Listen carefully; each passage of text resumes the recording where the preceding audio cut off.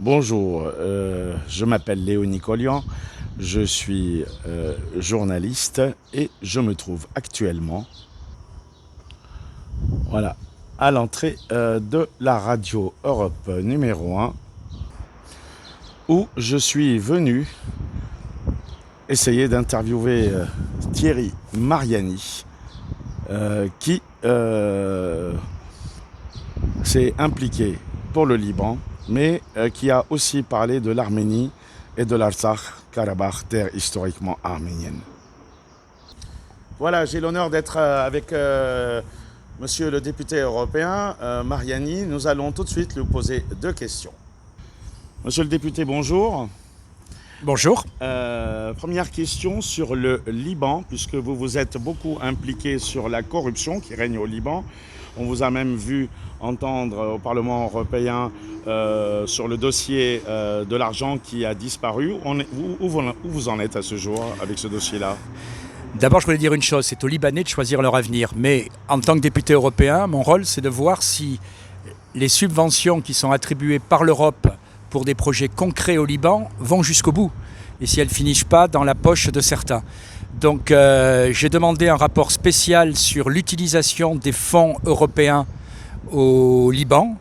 Et j'attends une réponse qui devrait tomber dans les jours à venir, mais je suis assez optimiste parce qu'au-delà des différents groupes politiques, tous les députés se posent la même question. Voilà, l'Europe peut être généreuse, mais elle ne veut pas être idiote.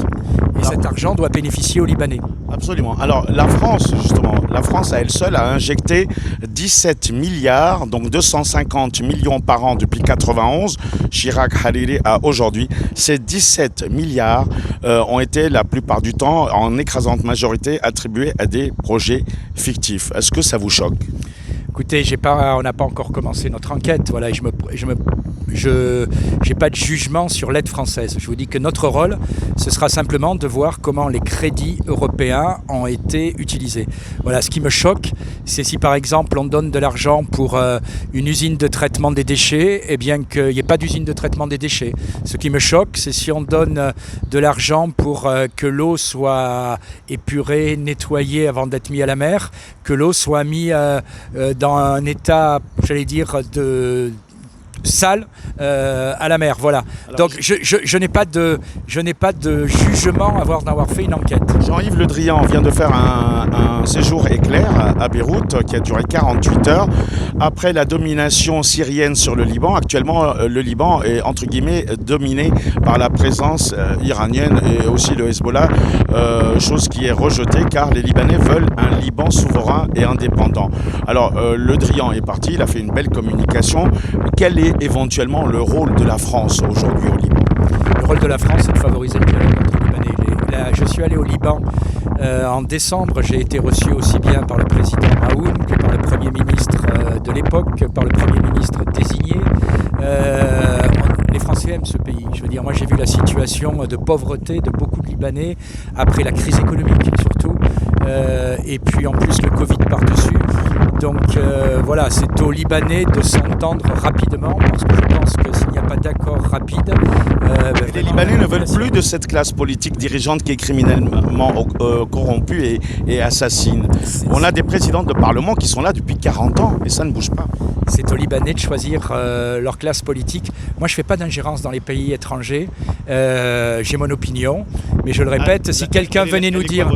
J'ai mon opinion, mais je ne la donne pas, parce que si un Libanais venait en France en nous disant il faut telle chose ou telle chose en politique française, je lui dirais que ce n'est pas son rôle. Alors vous allez vous présenter aux élections, monsieur, pour le conseil, pour la région, enfin, juste 20 secondes, pour la région, si c'est en marchant, pour la région, est-ce que vous n'avez pas peur, on va d'abord vous souhaiter bonne chance, de la communauté arménienne qui vous accuse d'avoir pris le parti pris de l'Azerbaïdjan dans cette histoire, puisque Staline avait découpé ce morceau. Je me suis déjà exprimé à plusieurs reprises là-dessus. J'ai un profond respect pour la communauté arménienne qui s'est parfaitement intégrée en France. J'ai voté la reconnaissance du génocide arménien et la pénalisation du génocide, pardon, de la négation du génocide, mais je vous rappelle que la position de la France depuis des années est constante, c'est l'intégrité territoriale de l'Azerbaïdjan. Et d'ailleurs, M. Muselier, qui est contre moi, oublie que c'est Vous l'avez comparé à l'Alsace-Lorraine de l'Allemagne. c'est la position que M. Muselier a défendue en 2003 quand il était Oublions Muselier, c'est nous qui vous, c'est vous qui les. Oui. Voilà. Non, mais attendez, j'ai dit là, c'est bon. Parce que Staline a quand même coupé un morceau. Monsieur, vous exagérez. Très bien, je vous remercie. Voilà. Qu'est-ce que vous voulez ? Voilà. Désolé, monsieur Desgagnés. Voilà, c'était Thierry Mariani qui se présente au régional dans le sud de la France.